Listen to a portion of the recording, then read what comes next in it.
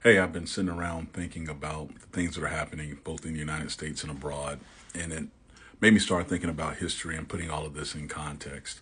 The United States of America is 248 years old. It is the longest running experiment in democratic republic governance in human history. When the United States was founded, there were very few governments that were not ruled by a monarch or an authoritarian figure. And so, for what the United States strived to do at the time was truly revolutionary.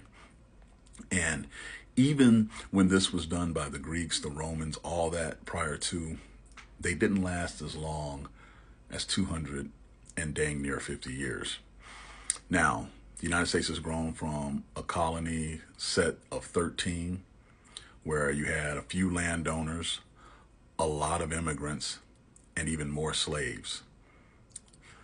The founding wasn't as beautiful and mythological as people would like to talk about or say or convey. It was rough.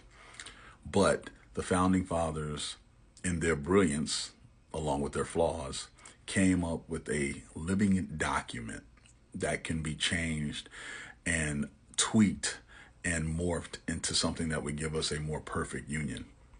We're not there yet. We're not even close to there yet, but we're a hell of a lot better than when we started. And so this experiment at 248 years old is under threat from becoming 250 years old due to 1 month of governance. And when you really put it in perspective, you have 330 plus million Americans. That makes up almost a third of people that live in a truly democratic republic system of government. And when you look at the other countries that have it, Japan, Germany, countries like that, along with the UK, France, the influence America had on forming those systems of government, i.e., World War II, World War I, the Cold War, was pretty outsized when you think about it. Pretty outsized. And so the duration of this experiment, the influence of this experiment has been the most significant in human history.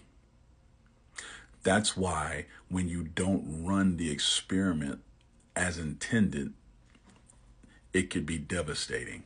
For our system of government to work, you have to have a couple of things. You have to have checks, balances, institutions that understand their role, and most importantly, people willing to do their job, both elected and the citizenry of the country.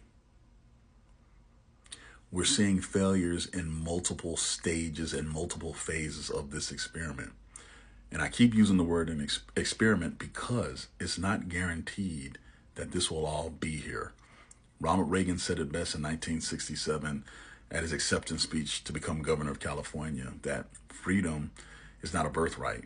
It must be fought for and protected and then handed to the next generation to do the same. America is at a philosophical pivot point. It's not the first time it's happened, but this may be the most insidious and dangerous time it's happened. We need to make a choice.